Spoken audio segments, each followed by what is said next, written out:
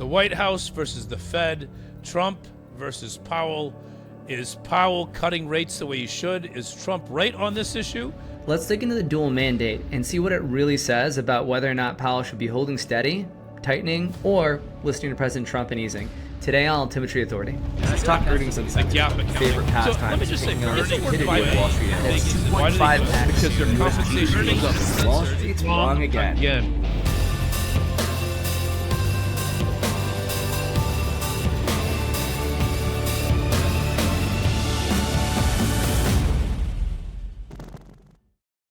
Well, Joel, we know what President Trump's opinion is on whether or not Powell should be cutting rates or not.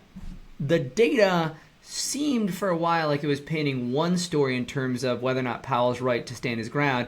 I think you're going to tell us about why maybe the winds might be changing a little bit. Look, the Fed has two jobs, right? Keeping inflation around 2%. You don't want it deflating, but you don't want it too high. And maintaining the best employment numbers that you can and maintain that balance. That is the Fed's dual mandate. That's what Powell has been looking at for a while now. And we want to see how he's done. Well, on the inflation issue, right, the official stats coming from the Bureau of Labor and Statistics, and we look at the CPI, and it looks like inflation is, settling somewhere around 2.7, 2.5, somewhere between 2 and 3%, right? So it looks like it's not as good as it should be. But in fact, the BLS, and Trump just fired the BLS head, and, not speaking to that person in particular, but I will say that the BLS absolutely needs a shakeup. Their numbers are bad. Their numbers are lagging. The way they create the CPI has been bad. There's been a number of other agencies out there and boutique research firms and experts that have gotten a better job of pegging where the CPI actually does go over time because they're using non-lagging data. And TrueFlation is one of them, but there's a number of others. And they all have, across the board, that inflation is probably already below 2%. Energy prices falling has contributed to that. Trump has done a good job in a number of areas to stem inflation. And the concern that tariffs were going to result in this gigantic price increase in inflation just hasn't happened, as we've talked about. Remember, tariffs do not necessarily translate into consumer price increases. The exporters often eat some of the tariff costs, and the distributors who buy often eat some of the tariff costs. Also, tariffs are applied to the cost of goods sold of the thing coming into the country, not on the price. So an Apple phone that may cost $1,000 may have a tariff on the $100 phone coming from China, but that is on the $100. It's not on the $1,000, right? And so when you start thinking about these things, you say, maybe it won't have as much of an inflation impact as we're seeing it hasn't. Now, there is some whipsawing going around, as you can see, even TrueFlation shows that. And that whipsawing is tariff-related. Tariffs on, tariffs off, tariffs on again, right? And that is creating some whipsaw, but no question they're looking at something below 2%, and their data's been fantastic, far better than anything the BLS has done. I got to tell you, for 100 years, the BLS has been reporting sometimes awfully partisan or just lagging or just dark age calculations of consumer prices and other things, and frankly, unemployment also. So you need to look outside of the official government numbers to see the alternatives. And across the board, they say that inflation is actually down and probably below the Fed's target of 2%.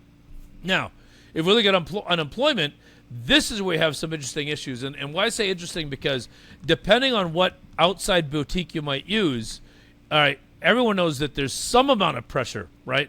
That AI and other things are creating some unemployment issues. But the fact is, it could be that unemployment is even worse than what's being reported by the BLS. And we get that from a number of other places. Non-farm payrolls growth seems to be shrinking and coming way, way, way down into the last, just few months, especially relative to, back to the pandemic. And so when we look at falling wage growth, when we look at unemployment may actually be worse, you can make a good argument that the real issue of the dual mandate is that inflation is solved, at least for now. And yes, Trump may be right that interest rates are still too high and may need to come down, because we can't just rely on AI by itself or, data center construction and some other infrastructure to make up for other things that are happening. Now, when we look at the consumer, all right, the consumer is definitely under pressure. Student loan delinquencies, credit card delinquencies. A lot of this has to do with interest rates being so high on credit cards, and the higher the rates, the more people can't pay those rates, the more delinquencies. Auto, I think auto is going to be in a bloodbath. Office is still in a disaster. The office real estate. We have seen easing on rents, and that has contributed to things. But across the board, consumer is probably more in trouble than not. And so when you look at these things, you'd say it's possible Trump is correct.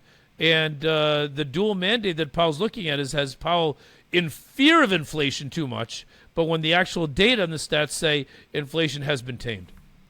Right. It says inflation has been tamed, but payrolls are under pressure, income's under pressure. And I mean, that stuff is starting to trickle through, to your point, Joel, not just in terms of delinquency rates, but literally for the first time in I don't know how long, we're literally talking about the aggregate amount of consumer spending in terms of retail and food spending, and is basically expected to shrink for the first time in a while, right? Excluding motor vehicles and parts and stuff like that, actually forecasted to shrink. So that just highlights everybody. This isn't just the consumers getting more stressed.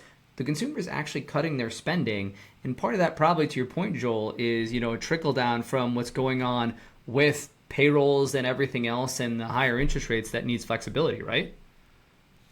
Yeah, I mean, the issue is, and we've talked about this many times, the stock market and the economy are not the same thing. The stock market and the economy are not the same thing. So this crazy GDP print, because of all the problems with GDP, right, which includes imports. And so if you net import heavily, right, in Q1 ahead of the tariffs, you end up with a negative GDP just because of that alone.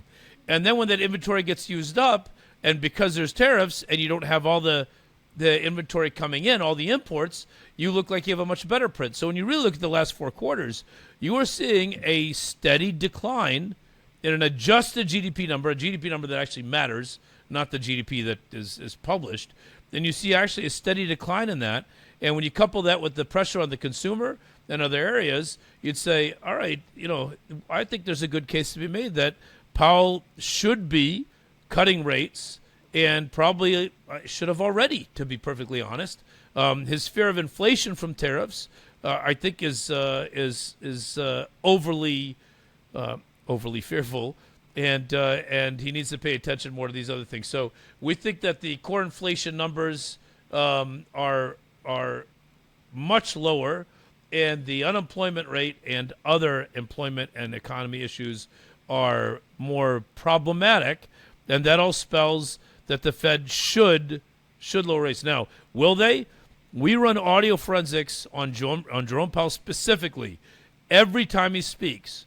And you can see in the audio forensics, meaning in his actual voice stress analysis, that the man, when he talks about inflation, he freaks out. I want to say the equivalent, the internal equivalent, the vocal cord equivalent of freaking out whenever he talks about inflation, and he doesn't have that same issue when he talks about the economy.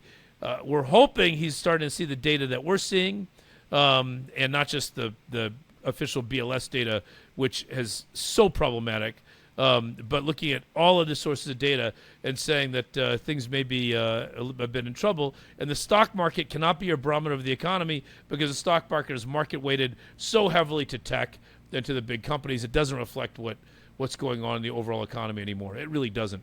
And so, if anything, we think the Fed should be cutting. We think Trump happens to be right on this one. I just don't know if the Fed will cut as much as they need to. Yeah, to your point, Joel, it's this thing where a lot of people are pointing towards animal spirits and stuff like that. Hey, the market's at all-time highs. How could you want to cut interest rates? And this is, to your point, the important thing. When the market is, we talk about 2/3 AI and, less than a third exposed to the consumer and to those other parts of the economy that are under pressure, yeah, it can look great while the economy is under pressure. And all that we're talking about is actually the economy that impacts everybody for employment and whatnot, right? Consumer, that is a very different story. So everybody, if you enjoyed this conversation, hit like and subscribe and tune in for our next episode. Thanks so much, everybody. This is the Altimetry Authority.